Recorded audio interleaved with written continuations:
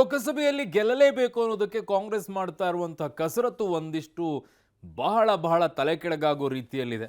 But ಅಖಾಡಕ್ಕಿಳಿಬೇಕಾಗಿರುವಂಥ ನಾಯಕರ ಅಖಾಡಕ್ಕಿಳಿಲಾರದೆ ಎದುರಾಳಿಗಳ ಮುಂದೆ ನೀವು ಅಖಾಡಕ್ಕಿಳಿರಿ ಅನ್ನುವಂಥ ಮಟ್ಟಕ್ಕೆ ಬಂದಿದ್ದಾರೆ. ಸೊ ಇದು ರಾಜ್ಯ ಕಾಂಗ್ರೆಸ್ನ ಲೋಕಸಮರ ಆತಂಕದ ಇನ್ನೊಂದು ಎಕ್ಸ್ಕ್ಲೂಸಿವ್ ಆಗಿರುವಂಥ ಸುದ್ದಿ. ಬಿಜೆಪಿಯ ಹಿಂದುತ್ವದ ಭದ್ರಕೋಟೆಯಲ್ಲಿ ವಿರುದ್ಧ ದಿಕ್ಕಿನ ಪ್ರಯೋಗವನ್ನು ಮಾಡಕ್ಕೆ ಮುಂದಾಗ್ತಾ ಇದೆ. ಬಿಜೆಪಿಯ ಭದ್ರಕೋಟೆ ದಕ್ಷಿಣ ಕನ್ನಡಕ್ಕೆ ಮುಸ್ಲಿಂ ಅಭ್ಯರ್ಥಿಯನ್ನ ಕಣಕ್ಕಿಳಿಸಲು ಕೈ ಕಸರತ್ತನ್ನ ಮಾಡ್ತಾ ಇದೆ. ಸೊ ಎಲ್ಲಾ ಧರ್ಮೀಯರು ನಿಮ್ಮನ್ನ ಒಪ್ತಾರೆ, ನೀವು ನಿಂತುಬಿಡಿ ಅಂತ ಸ್ಪೀಕರ್ ಯುಟಿ ಖಾದರ್ ಅವರಿಗೇನೆ ಕಾಂಗ್ರೆಸ್ನ ಹೈಕಮಾಂಡ್ ಆಫರ್ ಮಾಡ್ತಾ ಇದೆಯಂತೆ.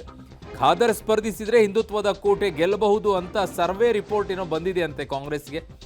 ಇದನ್ನೇ ಹೇಳಿ ಸ್ಪೀಕರ್ ಖಾದರ್ ಅವರ ಮನವೊಲಿಕೆಗೆ ಕೈ ನಾಯಕರು ಈಗ ಒತ್ತಡವನ್ನ ಹಾಕ್ತಾ ಇದ್ದಾರೆ ಅನ್ನೋದು. ಪಾಪ ಖಾದರ್ ಅವ್ರನ್ನ ಮಂತ್ರಿ ಮಾಡಲಿಲ್ಲ, ಸ್ಪೀಕರ್ ಅವ್ರನ್ನ ಮಾಡಿದ್ರು, ಅದಕ್ಕೂ ಓಕೆ ಅಂತ ಹೇಳಿ ಸ್ಪೀಕರ್ ಆಗಿ ಕೂತ್ಕೊಂಡ್ರು. ಅದಾದ ನಂತರ ಈಗ ಅವ್ರನ್ನ ಲೋಕಸಭೆಗೆ ಕಳಿಸೋಕೆ ಮುಂದಾಗ್ತಾ ಇದ್ದಾರೆ. ಮೊನ್ನೆ ಮಾದೇವಪ್ಪ ಅವ್ರು ಹೇಳ್ತಾ ಇದ್ರು, ಯಾಕೆ ಸಿದ್ದರಾಮಯ್ಯನವರು ಮತ್ತು ಡಿ ಕೆ ಶಿವಕುಮಾರ್ ಅವರೇ ನಿಲ್ಲಬಾರ್ದು, ಅವರೇ ನಿಂತರೆ ಇನ್ನೂ ಚೆನ್ನಾಗಾಗುತ್ತಲ್ಲ ನಮ್ಗೆ 2 ಕ್ಷೇತ್ರಗಳಲ್ಲಿ ಅಂತ ಹೇಳಿ.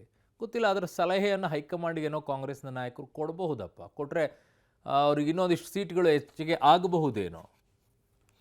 ಓಕೆ, ನನ್ನ ಸಹೋದ್ಯೋಗಿ ಸುಖೇಶ್ ಈಗ ಪೊಲಿಟಿಕಲ್ ಬ್ಯೂರೋಯಿಂದ ನನ್ನ ದೂರವಾಣಿ ಸಂಪರ್ಕದಲ್ಲಿದ್ದಾರೆ.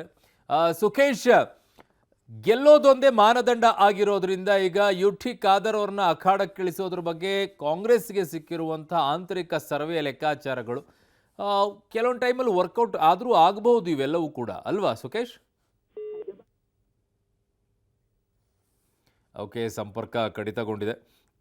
ಸೊ ಸ್ಪೀಕರ್ ಯುಟಿ ಖಾದರ್ ಅವರನ್ನು ಹಿಂದುತ್ವದ ಭದ್ರಕೋಟೆಯಲ್ಲಿ ದಕ್ಷಿಣ ಕನ್ನಡದಲ್ಲಿ ಅಖಾಡಕ್ಕಿಳಿಸೋಕೆ ಅಲ್ಲಿ ಮುಂದಾಗ್ತಾ ಇದ್ದಾರೆ.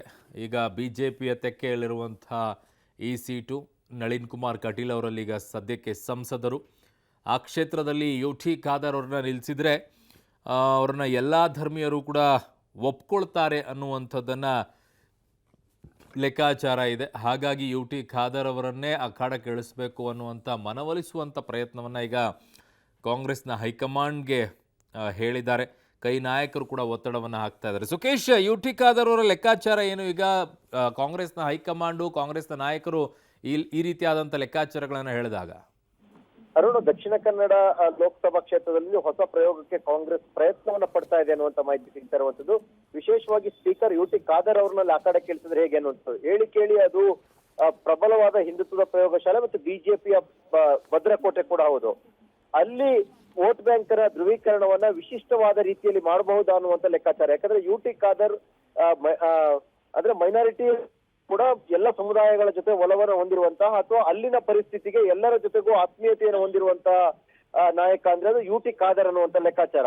ಹಾಗಾಗಿ ಈ ರೀತಿಯ ಒಂದು ಪ್ರಯೋಗದ ಮೂಲಕವಾಗಿ ಏನಾದ್ರೂ ಗೆಲುವಿಗೆ ಪ್ರಯತ್ನಿಸಬಹುದಾ? ಯಾಕಂದ್ರೆ ಕಳೆದ ಕೆಲವು ಚುನಾವಣೆಗಳಿಂದ ಅಲ್ಲಿ ಕಾಂಗ್ರೆಸ್ ಸತತವಾಗಿ ಸೋಲನ್ನೇ ಅನುಭವಿಸಿರುವಂತದ್ದು ಮತ್ತು ಅಲ್ಲಿ ಧರ್ಮಾಧಾರಿತವಾದ ರಾಜಕಾರಣಕ್ಕೂ ಒಂದು ರೀತಿಯಲ್ಲಿ ಬೇರೆ ಬೇರೆ ಹಂತದಲ್ಲಿ ಘಟನೆಗಳಿಗೂ ಕೂಡ ಕಾರಣವಾಗಿರುವಂತದ್ದು.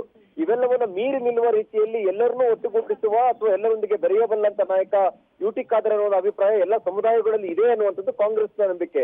ಮತ್ತು ಸರ್ವೆ ಸಂದರ್ಭಗಳಲ್ಲಿ ಈ ವಿಚಾರವನ್ನು ಇಟ್ಕೊಂಡು ಸರ್ವೆ ಮಾಡಿದಾಗಲೂ ಕೂಡ ಇರೋದ್ರಲ್ಲಿ ಅವರು ಪರವಾಗಿಲ್ಲ ಅನ್ನುವ ಅಭಿಪ್ರಾಯ ವ್ಯಕ್ತವಾಗಿದೆ ಅನ್ನುವಂಥದ್ದು. ಹಾಗಾಗಿ ಒಂದು ರಿಸ್ಕ್ ಅನ್ನ ಯಾಕೆ ತೆಗೆದುಕೊಳ್ಳಬಾರದು ಅನ್ನುವಂತ ನಿಟ್ಟಿನಲ್ಲಿ ಕಾಂಗ್ರೆಸ್ ನಾಯಕರುಗಳು ಯುಟಿ ಖಾದರ್ ಅವರ ಮನವೊಲಿಸುವ ಒಂದಷ್ಟು ಪ್ರಯತ್ನವನ್ನ ಮಾಡಿದರೆ ಅನ್ನುವಂತ ಮಾಹಿತಿ ಕೂಡ ಸಿಗ್ತಾ ಇದೆ. ಅರುಣ್, ಸುಖೇಶ್, ಈ ರೀತಿಯಾಗಿ ಪ್ರಯೋಗ ಈ ಕರಾವಳಿ ಭಾಗದಲ್ಲಿ ದಕ್ಷಿಣ ಕನ್ನಡದಲ್ಲಿ ಇದೆ ಮೊದಲ?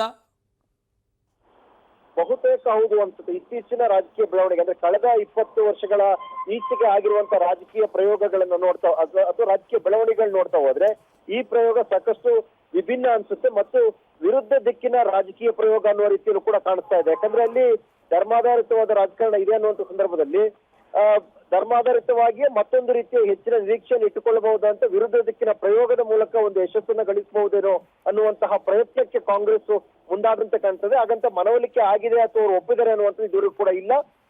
ಒಂದು ಪ್ರಪೋಸಲ್ ಅನ್ನಂತೂ ಯುಟಿ ಖಾದರ್ ಅವರ ಮುಂದೆ ಇಟ್ಟಿದ್ದಾರೆ ಅನ್ನುವಂತ ಮಾಹಿತಿ ಅಂತೂ ಖಚಿತವಾಗಿ ಸಿಗ್ತಾ ಇದೆ. ಅರುಣ್, ಓಕೆ ಸುಖೇಶ್, ನಿಮ್ಮೆಲ್ಲ ಮಾಹಿತಿಗೆ ಧನ್ಯವಾದಗಳು.